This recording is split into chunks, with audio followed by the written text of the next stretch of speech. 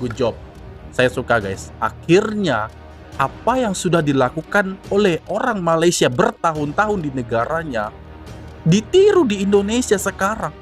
Dan itu langsung ditegaskan oleh Pak Menteri sendiri guys. Kok membawa-bawa nama Malaysia?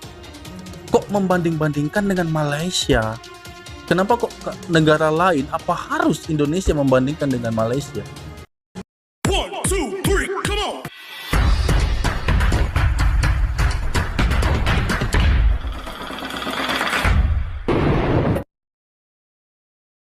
Ya, ini ada kabar baru lagi nih teman-teman, bahwa baru-baru ini Bu Sri Mulyani selaku Menteri Keuangan telah mengklaim bahwa ekonomi Indonesia telah mengalahkan ekonomi Malaysia dan Thailand. Percaya atau tidak, simak dulu deh.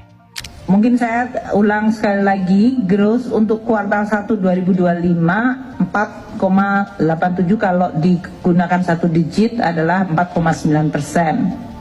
Beberapa negara yang sudah mengumumkan growth kuartal 1, kita lihat di sini, Indonesia relatif masih terjaga, Vietnam masih di 6,9, Cina masih di 5,4%, Filipina di 5,4, kita di 4,9, Malaysia di 4,4%. Ini pertumbuhan kuartal 1 2025. Kalau kita lihat beberapa negara seperti Malaysia ini penurunannya cukup tajam dari tahun lalu kuartal 2 2024 hingga sekarang kuartal 1, penurunannya menurun cukup tajam. Singapura juga tumbuh 3,8%, Thailand 3,1%. Beberapa negara kita lihat Germany masih mengalami negatif growth berturut-turut, jadi sudah dalam posisi resesi sebetulnya. Korea pun juga mengalami pertumbuhan negatif 0,1. Untuk Meksiko di 0,8, Prancis 0,8, Italia 0,6. Di tengah badai ekonomi global yang mengguncang banyak negara, Indonesia berdiri tegak, bahkan berlari lebih cepat dari tetangganya. Dengan pertumbuhan 4,9%, negeri ini bukan hanya sekadar bertahan. Indonesia melawan arus, ya. Sri Mulyani tak sekadar mengumumkan data, ya. Dia menunjukkan pada dunia bahwa Indonesia bukan negara kecil yang bisa diremehkan. Di saat raksasa ekonomi seperti Jerman dan Korea yang bisa dikatakan sedang tergelincir ke jurang resesi, Indonesia malah menatap masa depan dengan kepala tegak. Ini bukan kemenangan ekonomi semata, ini kemenangan harga diri bangsa. Oke, kita bahas guys ya. Bahwa kita sudah mendengar tadi pertumbuhan ekonomi Indonesia itu melesat hingga 4,9%. Ini yang dikatakan oleh Ibu Menteri ya, Sri Mulyani. Ya. Namun mungkin ada banyak pertanyaan dari teman-teman semua.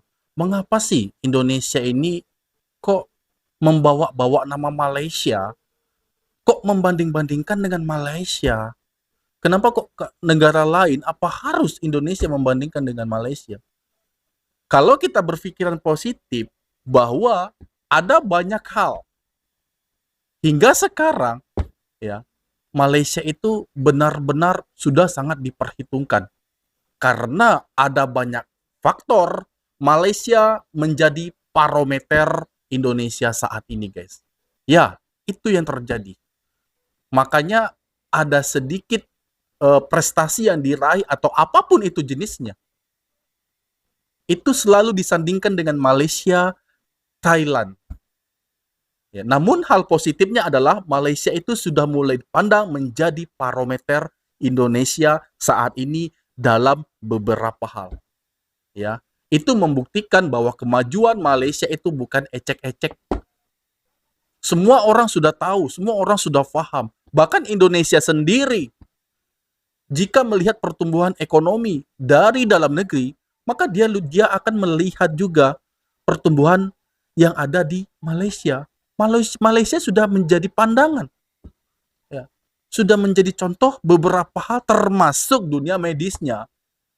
Dan saat Indonesia sudah memperbaiki hal itu, di saat yang sama Malaysia sudah semakin melesat jauh. Tapi diharap agar Indonesia tidak ketinggalan dalam beberapa sektor tersebut. Kita lihat pertumbuhan ekonomi Indonesia 4,9%. Malaysia di angka 4,5% dan Thailand di angka 4,3%. Artinya tidak ada gap yang terlalu jauh di antara kita. Ya, ada beberapa hal yang harus kita lirik dari Malaysia. Dan justru itu akan memperbaiki kita di dalam negeri. Semua orang harus paham. Jadi ada sebagian dari teman-teman yang mempertanyakan kenapa harus Malaysia saja? Ya karena Malaysia menjadi parameter Indonesia saat ini untuk beberapa sektor. Ya.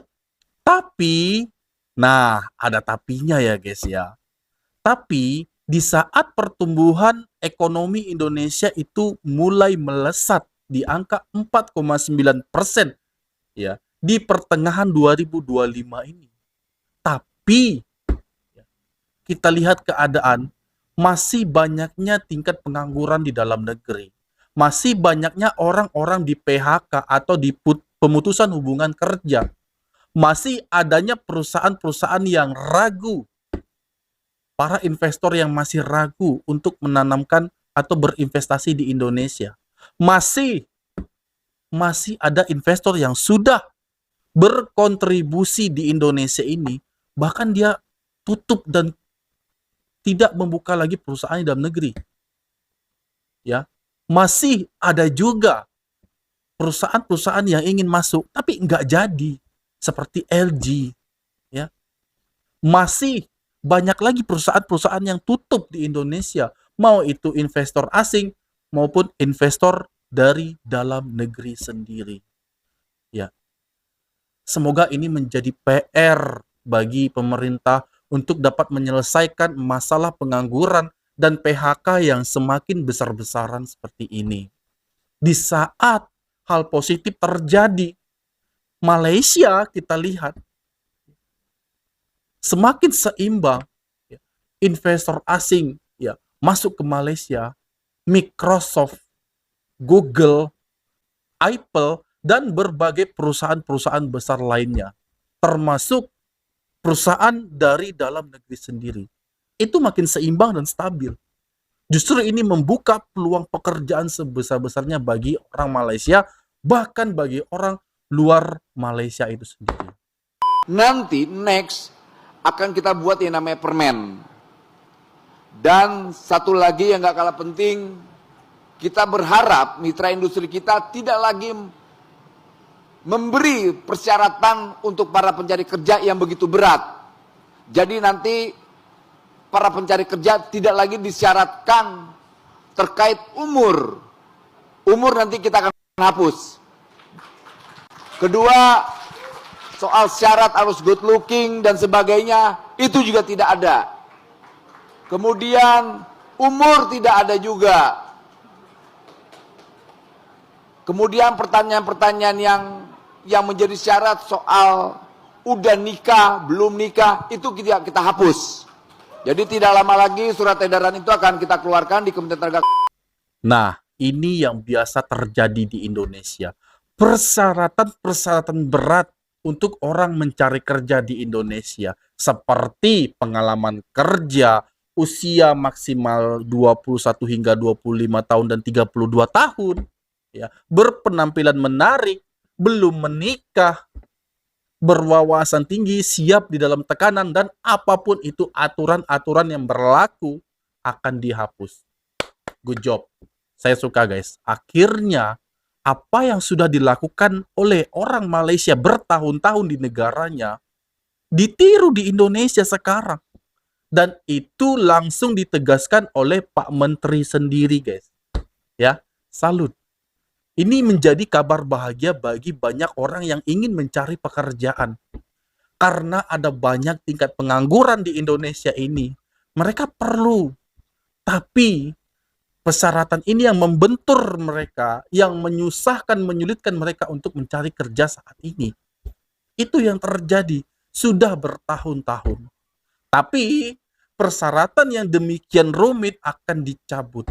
Jadi nggak ada lagi usia maksimal, ya, harus berpenampilan menarik. Walaupun secara fisik alami kita menjadi ciptaan yang maha kuasa, Ya, kalau kita kalah tampan dan kalah cantiknya, maka kita akan dapat tereliminasi seperti seleksi alam yang terjadi kepada kita. Ya, apa yang akan dirasakan bagi mereka yang gugur dalam persaingan itu, dalam kompetisi itu? Apa perasaan mereka yang tidak mendapat pekerjaan? Belum lagi yang terjadi saat ini kepada orang dalam, dan orang dalam. Banyak ya, banyak, dan itu tidak lagi menjadi rahasia umum. Semua orang sudah paham.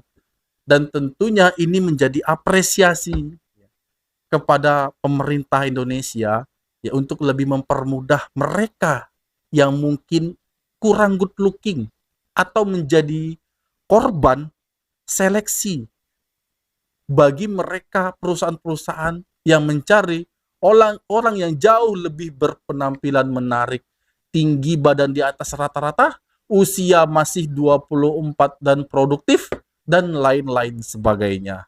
Dan hal yang sudah dilakukan Malaysia, ini belum lagi kita bahas. Kalau ada lowongan pekerjaan di Malaysia itu, ya, itu disertakan gajinya. Nah, ini baru best ya.